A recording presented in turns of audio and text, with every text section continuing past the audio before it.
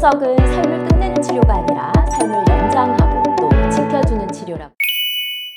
사실 제가 오늘 이 주제를 찍을까 말까 사실 고민을 많이 하긴 했는데, 투석 환자에서 검증된 공식 허용량이라고 하는 거는, 안녕하세요, 투석 전문의 김채원 원장입니다. 오늘은요, 일반적으로 신장투석 환자분들을 대상으로 하는 교육 또는 이제 정보 제공 영상에서는 잘 다루지는 않는 주제인데요. 신장투석 환자가 술을 마셔도 됩니까? 라는 주제를 다뤄보려고 합니다.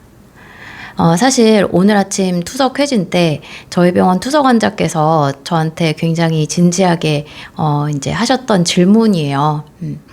이분은 투석을 시작하신 지 얼마 안 되기도 하셨고, 사실 대부분의 투석 환자분들이 투석에 이르는 대표적인 원인이 당뇨병 또는 고혈압 이러한 질환들인데, 그러니까 소위 말하는 만성질환이 계속 축적이 되는 과정 속에서 이제 신장이 나빠지고 그러면서 이제 투석을 시작하시게 되는 건데, 이 환자분은 항상 본인이 굉장히 억울해하시는 것이 이제 다낭성 신질환 때문에 콩팥 기능이 계속 떨어지다가 투석을 시작하시게 된 거거든요. 본인 그리고 친형님, 어머님 이렇게 다들 유전적으로 다낭성 신질환 때문에 콩팥 기능이 떨어지고, 그러다 보니까 이제 투석을 시작하시게 되는 과정 속에서도 이제 굉장히 좀 억울해 하셨어요. 항상 지금까지도요. 그리고 이제 항상 말씀하시는 게 본인이 아직까지도 사업도 하고 사회활동을 계속 활발하게 하고 계신데, 그러다 보니 이제 사람들을 만나고 또 골프도 치러 가고, 그리고 이제 저한테 오늘 하시는 말씀이, 사실 제가 술을 좀 마신다. 예, 사람들 만나면서 이제 예전만큼 막 많이 먹고 그렇지는 않는데 그래도 한두 잔씩 이제 먹기는 한다. 근데 왠지 내가 투석 환자니까 술을 먹으면 안 될 것 같다는 생각을 하게 되기는 하는데, 또 어떻게 생각하면 술이 간에서 해독되는 거고 또 이제 간에 안 좋은 거지, 내가 투석 환자하고 신장이 안 좋은데 꼭 술을 먹지 말아야 되나? 이게 너무너무 궁금하다. 이렇게 이제 저한테 질문을 하셨거든요. 그리고 만약에 술을 이제 혹시나 먹어도 된다면 소주, 맥주, 양주, 와인 이 중에서 그래도 그나마 내가 먹어도 되는 주종은 무엇이며 얼마나 먹어도 되나 하는 것에 대해서 오늘 이제 저한테 질문을 하셨어요. 와, 오늘 이제 저희 투석 환자분의 그 고민을 제가 쭉 들으면서 이게 무작정 드시지 말라고 하면 사실 이제 주治입장에서는 편하거든요. 아예 건강에 안 좋잖아요. 드시지 마세요. 이걸로 끝날 수가 있어요, 사실은. 근데 이제 이분은 사실 평소에도 굉장히 근거 기반의 말씀을 드리지 않으면 잘 믿지를 않는 분이기 때문에 항상 신경을 쓰는데, 실제 그렇죠. 내가 과도한 공포를 이제 가질 필요도 없고, 또 뭐 이제 건강을 위해서 조심을 하는 건 맞는데, 구태여 나한테 나쁘지 않음에도 불구하고 건강 염려증처럼 또 할 필요는 없는 거긴 하거든요. 그래서 오늘은 우리 신장투석 환자분들이 술을 먹어도 되느냐 하는 주제를 가지고 함께 살펴보도록 하겠습니다.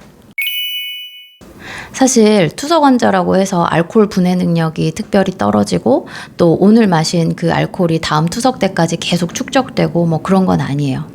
왜냐하면 알코올의 대부분은 콩팥이 아니라 간에서 분해되기 때문이죠. 그렇다고 또 투석 환자분들이 일반 투석을 안 하는 분들이랑 똑같이 술을 마셔도 되느냐? 그건 아니거든요. 투석 환자에서 술이 문제가 되는 것은 알코올이 축적되는 그 자체보다는 근본적으로는 수분 과다, 혈압 변화, 또 혈당 변화, 부정맥, 약물과의 상호작용, 그리고 술을 드시면서 이제 같이 섭취하시게 되는 안주, 염분 이런 것들로 인한 갈증 같은 것들이 가장 대표적으로 원인이 됩니다. 그렇기 때문에 사실상 가장 안전한 선택이라고 할 수 있는 거는 뭐 금주예요. 원래 술을 마시지 않는 분이 왜 그런 속설이 있잖아요. 와인은 뭐 하루에 한두 잔 먹는 거는 혈액순환에 도움이 되고 뭐 그래서 먹는 거 괜찮다.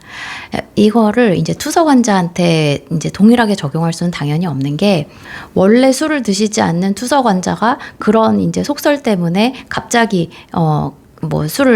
와인을 드시기 시작할 이유도 없는 거예요.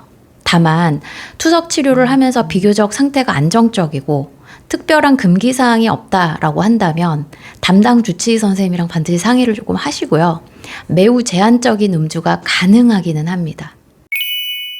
알코올이 어떻게 분해가 될까요?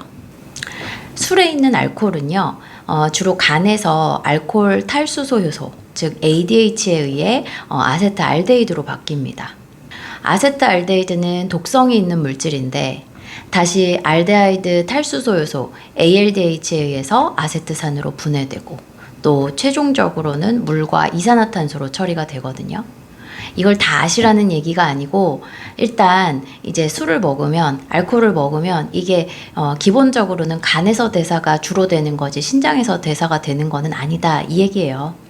그래서 섭취한 알코올의 약 95% 이상이 이런 대사 과정을 통해서 제거가 되고 소변이나 호흡으로 그대로 배출되는 양은 매우 적다는 거죠. 그렇기 때문에 콩팥 기능이 이제 떨어졌다고 해서 일부 이제 신장으로 대사되는 약물들처럼 알코올, 술이 며칠 동안 계속해서 몸에 쌓이는 구조는 아니라는 거예요. 실제로 말기 콩팥병 환자 7명을 대상으로 투석 전후의 알코올에 대한 그런 약동학을 조사한 연구가 한 30년 전에 1997년에 있었어요. 환자를 7명을 대상으로 한다. 이거 너무 수가 적은 거 아니냐. 근데 이런 연구가 이루어지기 자체가 좀 어려운 게 신장 안 좋으신 분들이 알코올을 섭취했을 때 그 몸의 전후 변화가 어떠냐 하는 것을 관찰하는 그런 이제 연구 세팅을 만드는 것 자체가 사실 좀 무리가 따르고 좀 어려울 수 있기 때문에 이런 연구들이 그렇게 많지는 않습니다. 네.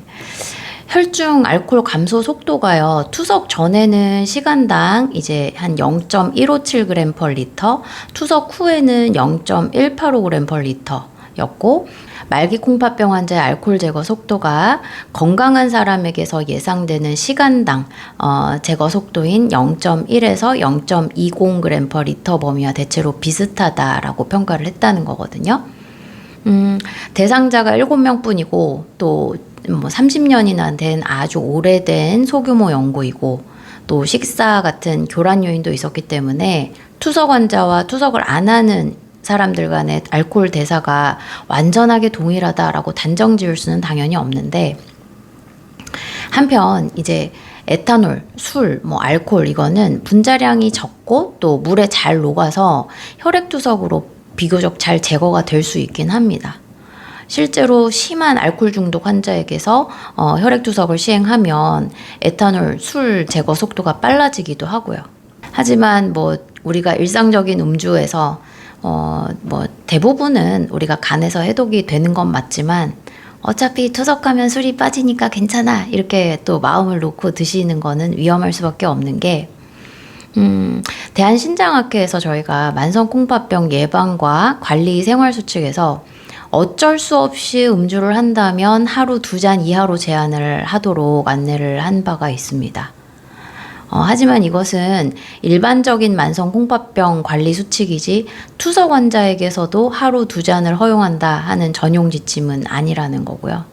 혈액투석 환자에서 하루 수분량을 일반적으로 저희가 전날 소변량 기준으로 500에서 900cc를 플러스해서 이제 드실 수 있다라고 설명을 하기는 하는데 실제 허용량은 잔뇨량, 심장 상태, 또 투석 사이의 체중 증가에 따라서 당연히 달라질 수밖에 없어요. 그래서 술을 드실 때는 이 술의 섭취량, 이것이 수분량에 포함이 되어야 하고 미국 신장재단에서도 가끔 마시는 한두 잔의 술은 보통 심각한 영향을 주지 않을 수 있다라고 설명을 하지만 과음은 당연히 혈압, 또 간, 체액 조절에 문제를 일으킬 수밖에 없다고 강조를 합니다. 특히 혈액투석 환자의 수분, 칼륨, 인 이런 성분의 제한은 잔뇨량, 혈액검사 결과, 또 투석 방식에 따라 이제 개별화를 해야 되고요. 2026년 CJ슨에서 혈액투석 환자 7,917명을 약 4년 동안 관찰한 연구가 발표된 적이 있는데 하루 14g 미만의 간헐적 음주군과 14g을 초과한 정기 음주군 모두 비음주군과 비교를 했을 때 전체 사망률에서 통계적으로 유의한 차이가 나타나지는 않았습니다. 하지만 이 연구는 우리가 이제 음주를 무작위로 배정한 임상 시험이 아니라 관찰 연구이고요.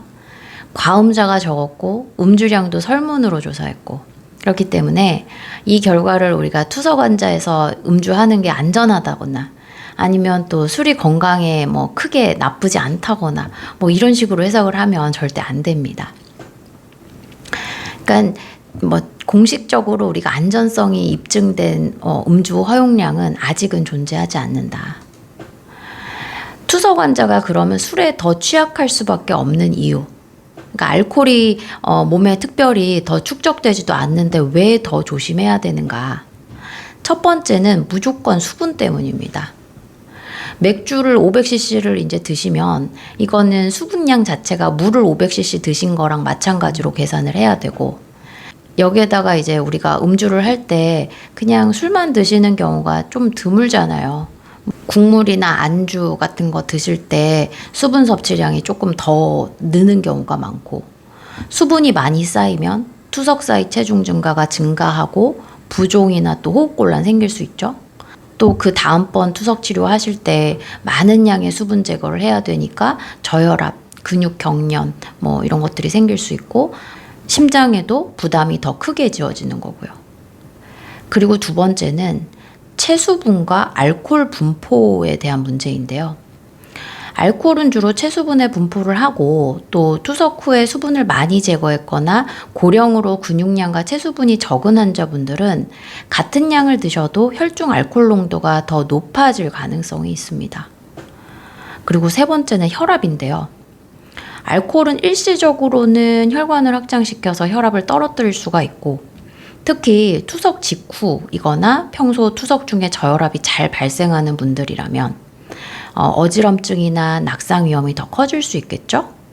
반대로 반복적인 과음 또는 과량 이렇게 음주를 하시는 빈도가 너무 잦아지는 경우에는 심혈관계 부담이 계속 지어질 수밖에 없기 때문에 궁극적으로는 고혈압을 악화시키게 됩니다.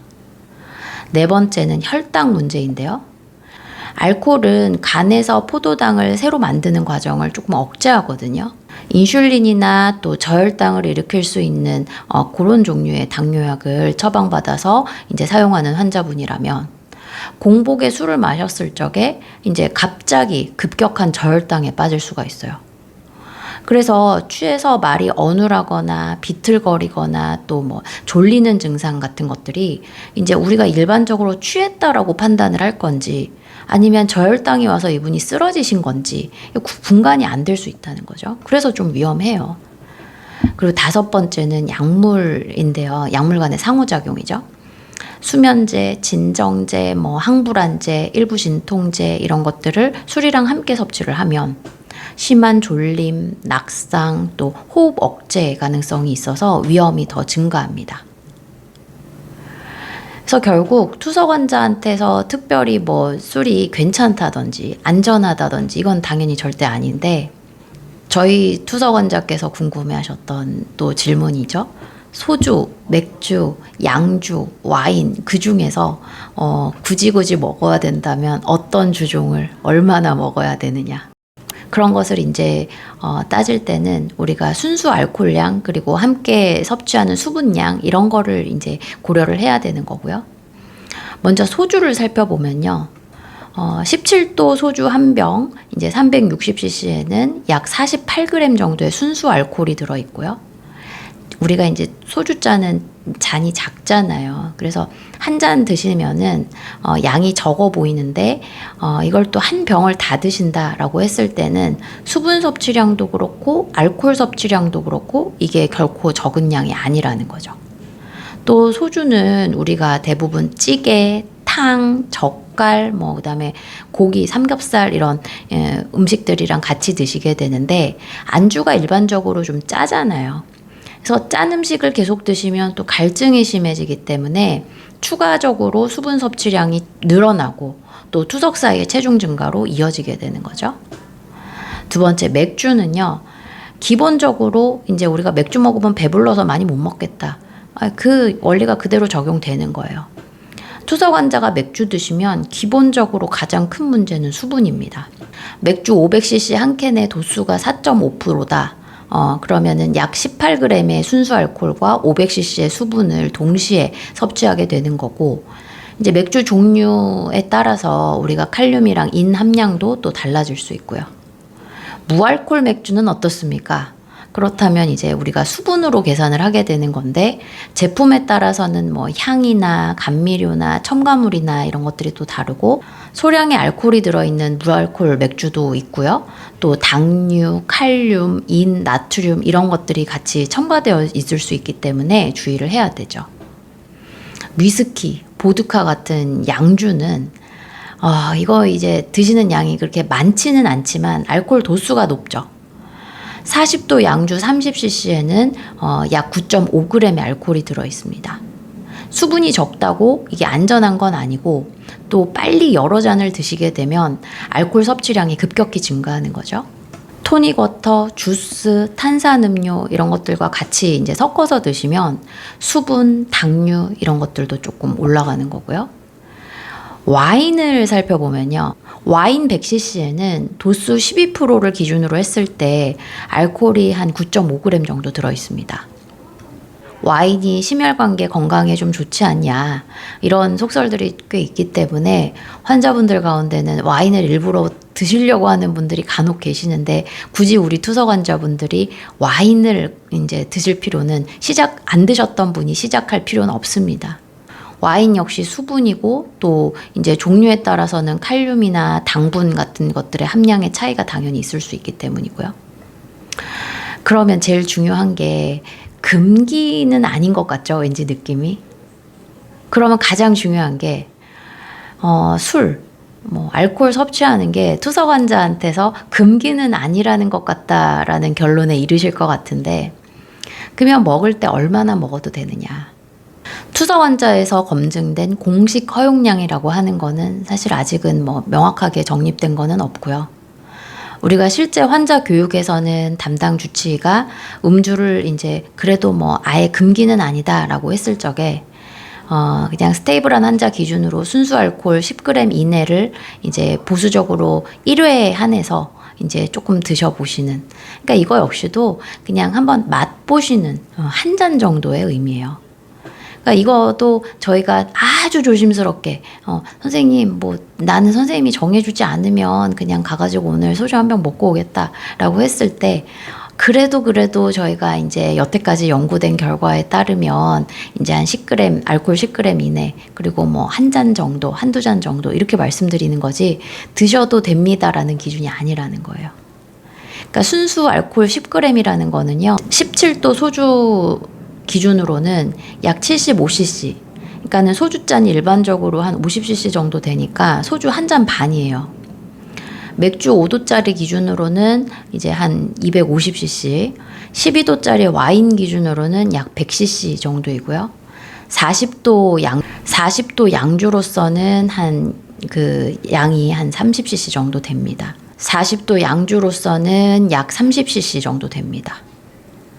그러니까 사실 제가 오늘 이 주제를 찍을까 말까 사실 고민을 많이 하긴 했는데, 그냥 마음 놓고 드시는 것보다는 그래도 최소한의 기준이라는 것이 이런 정도는 된다라는 거를 알려드리기 위함이지, 절대 이 소주 한 잔 반은 괜찮다, 이건 절대 아니에요. 제가 거듭 말씀드립니다. 매일 드시거나 며칠간의 양을 모아서 또 이제 한꺼번에 드시거나 절대 안 돼요. 그리고 술을 드실 때 양주 이렇게 드실 때 얼음 같이 드시고 그럴 때는 그 녹아난 양도 다 하루 수분 허용량에 저희가 포함을 해서 계산을 하셔야 되고, 또 투석 직전이나 투석 직후에 음주를 하시는 건 반드시 피해야 됩니다. 특히 투석 사이 체중 증가가 많거나 또 수분 조절이 어려운 분, 반복적으로 투석 중에 저혈압에 빠지거나 혈압이 잘 조절되지 않는 그런 분들, 심부전 또 부정맥이 있는 분들은 음주를 피하는 편이 안전합니다. 그리고 이제 반복적으로 저혈당에 빠지는 분, 간이 안 좋은 분, 췌장염이 있거나 알코올 의존 문제가 있는 분들은 또 주의를 하셔야 되겠고, 수면제, 진정제, 마약성 진통제 복용하시는 분들도 금주가 원칙입니다. 정리하겠습니다. 투석 환자라고 해서 알코올이 계속 우리 몸에 쌓이는 거는 아니고, 이제 대부분은 간에서 분해가 되고, 또 제한된 연구에서는 말기콩팥병 환자의 알코올 제거 속도가 일반 그 투석을 안 하는 분들이랑 크게 다르지는 않았다라고 하지만, 그 대상자가 7명뿐이 안 됐기 때문에 우리가 그걸 완전히 다 믿을 수는 없어요. 하지만 우리가 이제 제일 중요하게 고려를 해야 되는 거는, 투석 환자가 술을 드신다고 했을 때는 수분이 과다하게 축적되지 않는지, 혈압이 출렁거리지 않는지, 또 간에 문제가 생기면서 저혈당에 빠지지는 않는지, 부정맥이나 약물 상호작용에 문제가 생기지는 않는지, 이러한 것들을 반드시 고려를 해야 합니다. 따라서 투석 환자에게 안전한 술이라는 것은 존재하지 않고요. 더구나 원래 술을 안 드시던 투석 환자가 굳이 술을 이제 시작할 건 절대 아닙니다. 그렇기 때문에 우리가 이제 음주를 원한다면 최근에 내 투석 간의 체중 증가, 잔뇨량, 혈압, 또 혈당, 심장, 간, 또 복용약, 이런 것들을 두루 고려해서 반드시 주치 선생님이랑 상의를 해서 먹을지 말지, 그런 것들을 고려를 하시면 좋겠고, 개인적으로 저는 안 드셨으면 좋겠습니다. 오늘 내용이 도움되셨다면 구독, 좋아요 부탁드리고요. 다음 시간에 더욱 유익한 내용으로 다시 찾아뵙겠습니다. 감사합니다.